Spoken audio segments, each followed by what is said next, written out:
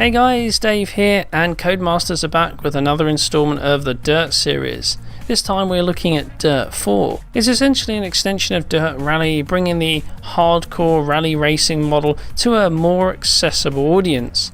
In this case, there are two handling modes available, one geared toward accessibility and the other geared towards hardcore driving simulation.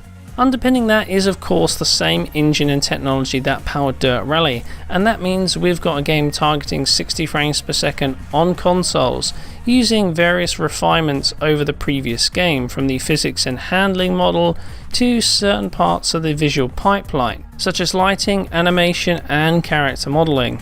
One of the things that also stands out is PlayStation 4 Pro support.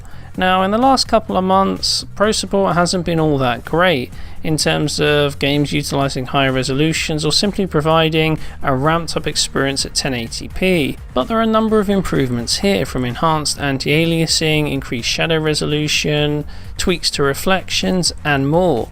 So it looks like this could be a promising showing on Sony's premium console. But with that said, how well does the game hold up across all console platforms? Well, that's what we're going to take a look at today. So let's start with a look at base PS4 and Xbox One versions. Both target 60 frames per second and operate using a dynamic resolution scaler, which basically prioritizes hitting that 60 FPS target over image quality in order to get a more consistent level of smoothness and controller response throughout. Out of the two, it's fair to say that image quality is more refined on the Sony platform. The game generally maintains native 1080p even in demanding stress points. That's not to say there isn't the potential for the resolution to drop below, it's that we haven't noticed evidence of it so far when poring over various screenshots and when playing the game. On Xbox One, the presentation isn't quite as refined. Dynamic resolution scaling tends to kick in more often, meaning that even the more traditional rally stages, which are the least demanding aspects of the game, tends to see a drop just below 1080p at points. In fact, we count around sort of 900p here, resulting in a slightly softer presentation momentarily, which leads to slightly more shimmering and jaggies appearing on screen. The difference isn't always pronounced, but there's a sense that generally speaking the presentation is more refined on PS4 hardware, and I feel here that Codemasters have perhaps taken the right decision in order to prioritise framerate over resolution. That being said, when looking at performance, it becomes clear that frame rates aren't quite as stable as they could be, and in that respect the dynamic resolution scaler could have been more aggressively implemented in order to allow for a smoother gameplay experience. But that's something we'll be taking a look at in a moment. Back to the comparison, and outside of resolution, both consoles are effectively identical. Shadow quality and general effects work appear identical across PS4 and Xbox One, with differences in these areas really stemming from variances in time of day and lighting. Essentially, weather conditions are somewhat random even when replaying the same single player campaign events on both versions, and naturally shadow representation and effects work appear slightly differently depending what conditions are present. PlayStation 4 Pro, on the other hand, well, Codemasters has specifically layered on several enhancements. For a start, image quality is improved through the use of an increased amount of multi-sample anti-aliasing, which basically offers up a slightly more refined look to the presentation. There's less jaggies across distant scenery, and everything appears a little bit more stable. Coverage is actually extended across more of the scene, so things such as the rear view mirror rendering features MSAA across the scenery being displayed, whereas on base hardware there's no MSAA in this particular location, and generally it just means the presentation looks cleaner across the board. It's not a revolutionary upgrade, but it's still noticeable, particularly if you're going to be playing the game on a larger HD TV screen. Speaking of HD TV support, the Pro version of Dirt 4 is geared towards 1080p screens.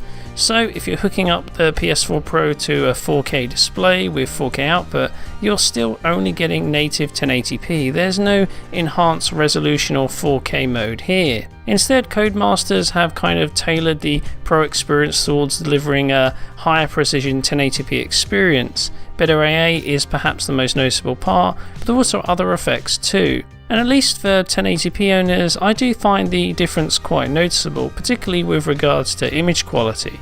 This is probably the most obvious difference between the Pro versus base PS4, with other refinements appearing a lot more subtle. For example, both shadow map and reflection resolutions are increased on PS4 Pro, allowing these elements to appear slightly sharper and slightly more detailed, particularly with regards to the reflections, where these appear a little more precise when closely looking at car bodywork and the windows.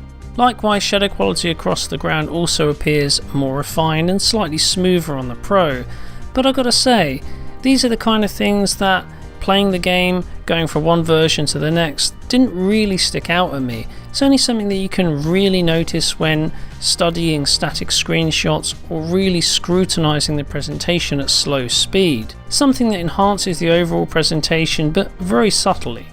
It's fair to say then that in terms of raw visual upgrades, PlayStation 4 Pro offers more of a gentle refinement to the overall presentation than any dramatic differences. That said, there is one area where Sony's premium console definitely delivers a tangible advantage in terms of gameplay, and that of course is performance. As with Dirt Rally, Dirt 4 targets 60 frames per second across all consoles, delivering a much crisper, more responsive experience than say the previous Dirt games on the last generation machines, and that's a great thing. In terms of the core rallying stages, all three platforms offer up a great, smooth experience. Base PS4 and Xbox One rarely falter from the desired 60 FPS target. There's an occasional drop frame, maybe an occasional tear from time to time, but it's impossible to spot during gameplay, and really the experience here feels very consistent overall. And yeah, it's great to play this kind of game at high frame rates. Traditional rallying is naturally at the core of Dirt 4, but there are other kind of more entertaining modes for casual gamers looking for some racing action. In this case, stuff like Rallycross and Land Rush, where you get to race against other opponents. This is pretty cool, although it's here where performance is most visibly impacted. Across base PS4 and Xbox One, there are points where there's noticeable tearing and heavy frame rate drops. Whenever you're at the starting grid or right up in the pack, the use of heavy alpha effects and increased level of detail really puts a strain on the engine. And I have to say, the experience isn't that great here. I find the judder and wobble caused by the tearing and drop frames to be pretty distracting. And this is more prominent on Xbox One, leading to a less satisfactory experience on Microsoft's console here.